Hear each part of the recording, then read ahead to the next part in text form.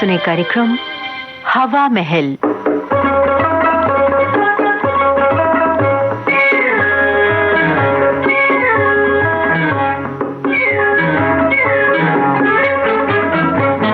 श्रोताओं, हवा महल में आज आपको सुनवाते हैं अहमद वसी का लिखा प्रहसन नया मकान। निर्देशक मुख्तार अहमद।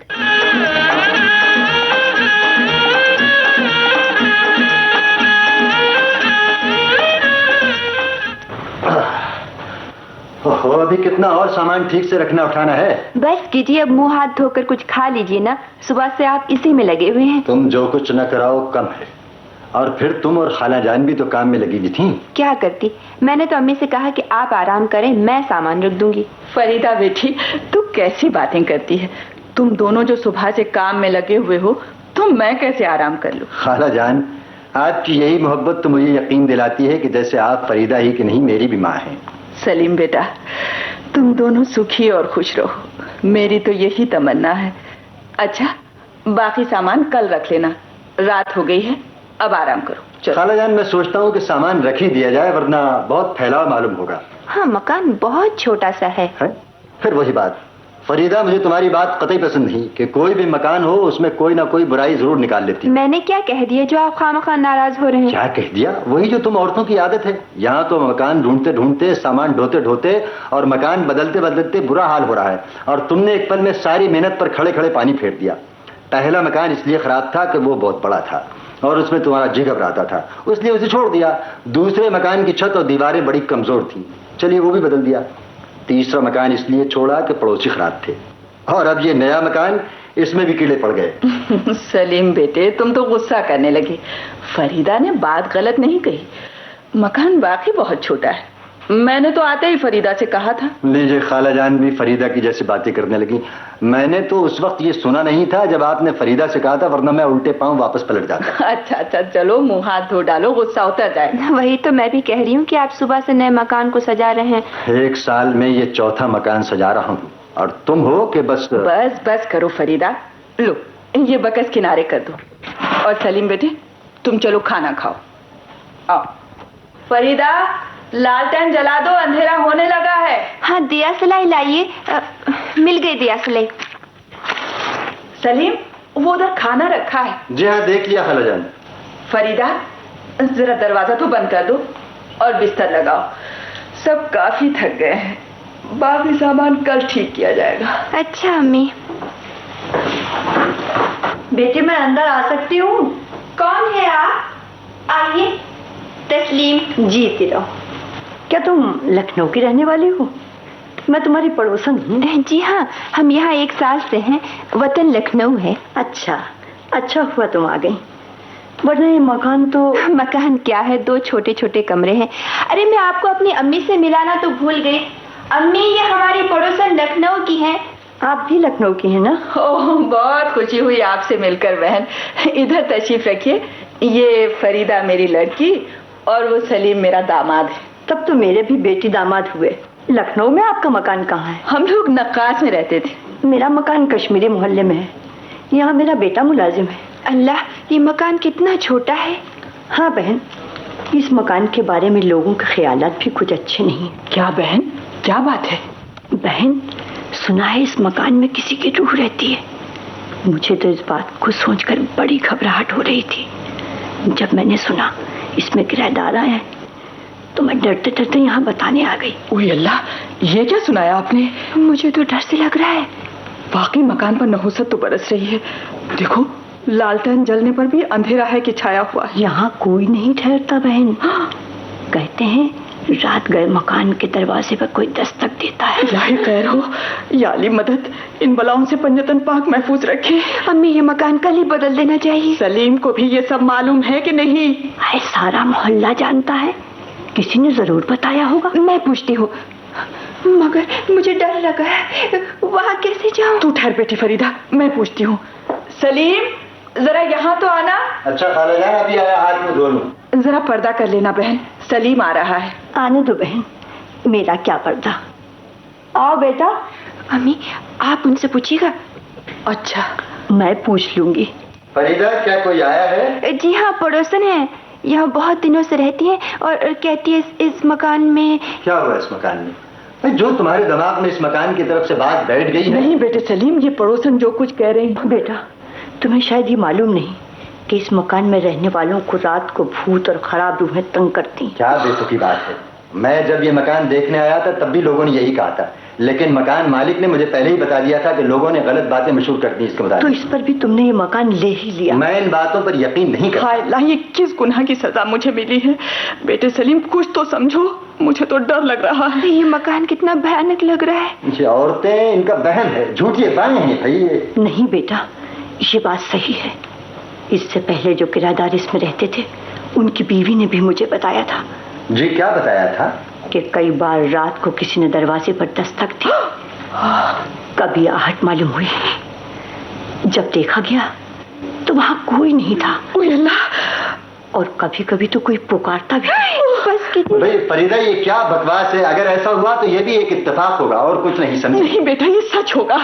ओह, ये औरतें जो एक बात बार सोच लेती हैं, पत्थर की लकीर समझ। सलीम बेटा, ये तो इन बहन की शराफत थी जो उन्होंने हमें बतला दिया, वरना रात बिरात को हाय अल्लाह, रात कैसे गुजरेगी? मेरा तो दिल बैठा जा रहा है। डरने की बात ही है, आगाह करना मेरा फर्ज था।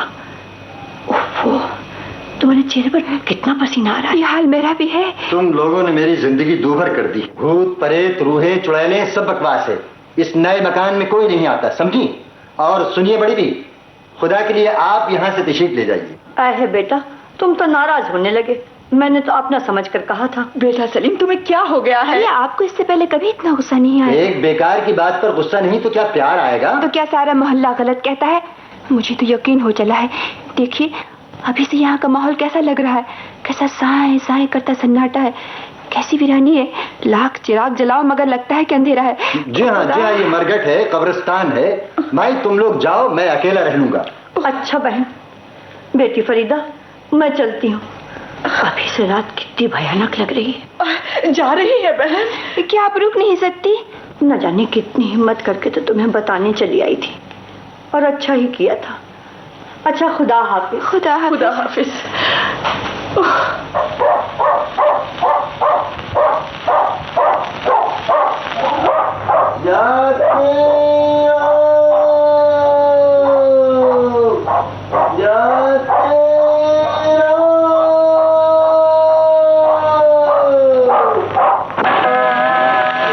अम्मी, मुझे नींद नहीं आ रही। मैं खुद जाग रही हूँ। सलीम क्या बेखबर सो रहा है? कैसा मनहूस मकान है, देखिए कैसी मनहूसियत छाई है। रात चूं चूं बढ़ रही है, डर बढ़ता ही जा रहा है। सर्दी के मौसम में शामी से रात ज्यादा मालूम होती है। अल्लाह, ये रात खैरियत से गुजर जाए, कल हम वापस अपने उसी मकान में चले जाएंगे। अच्छा है जो कि ज्यादा सामान हमने नहीं रखा। अरे फरीदा, क्या डर गई बेटी? मैं तो समझी शायद कोई भूत। खुदा न करे, ऐसी बातें मुंह से नहीं निकालती बेटी। पड़ोसन ने आकर और डरा दिया हमें। अरे वो तो अच्छा ही किया, हमें आगाह कर दिया। ठहरो, मैं सलीम को जगाती हूँ। नहीं, रहने दीजिए, उन्होंने दिन भर सामान उठाया है, थक कर सो गए हैं, जगाने पर नाराज हो जाएंगे। मगर डर तो मुझे भी लग रहा है। अच्छा जगा दीजिए। सलीम, बेटा सलीम।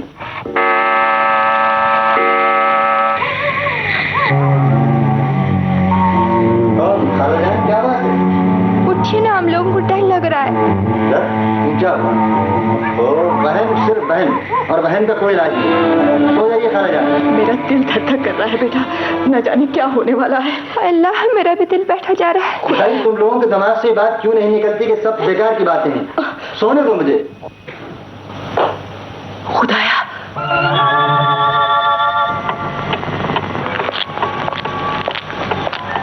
खुदाया, किसी के कदमों की आवाज। दिल धक धक धक कर रहा है। सलीम, सलीम। फिर वही बात, मुझे सोने दीजिए ना। देखिए किसी के आने की आहट है। क्या फिजूल बात करती हो? सुनो, फरीदा सच कहती है। अम्मी! ओ खुदाया, किस जंजाल में फंस गया। अरे भाई कौन है? कौन है? अल्लाह खैर करे, न जाने कौन सी बला है। मैं देखता हूँ। लालटेन जलाओ। नहीं, आप मत जाइए। कौन हो सकता है?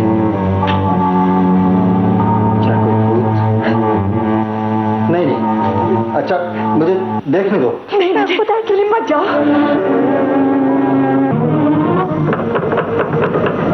डर तो मुझे भी लग रहा है, मगर मैं भूतों चुड़ैलों पर यकीन नहीं रखता,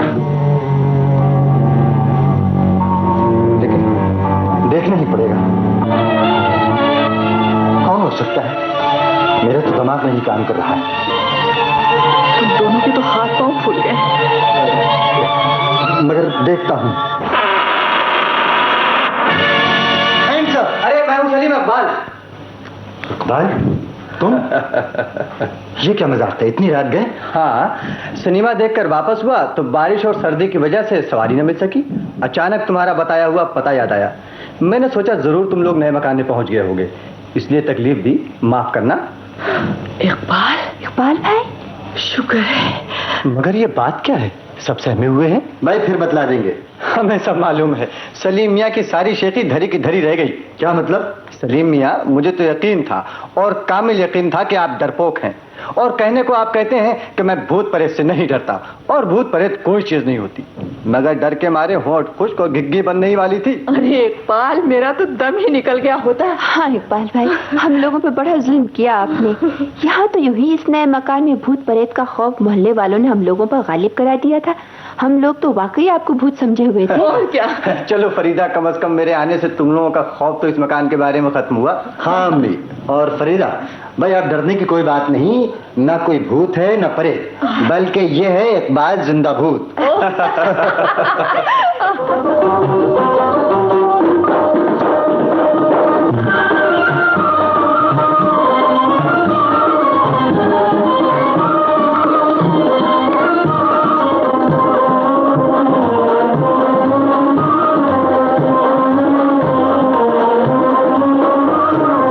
अभी आपने अहमद वसी का लिखा प्रहसन नया मकान सुना।